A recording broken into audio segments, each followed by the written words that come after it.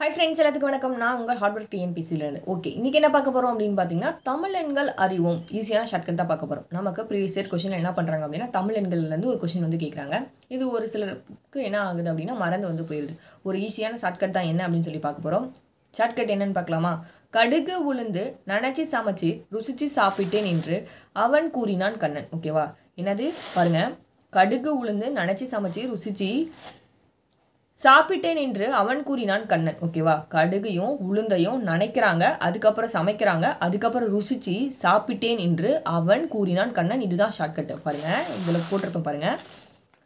ஒன்றுனா கா தெரியும் பாருங்க, கடுகு. ரெண்டுனா உளுந்து. அடுத்தது மூணுனா நனைச்சி. நாலுனா சமைச்சி.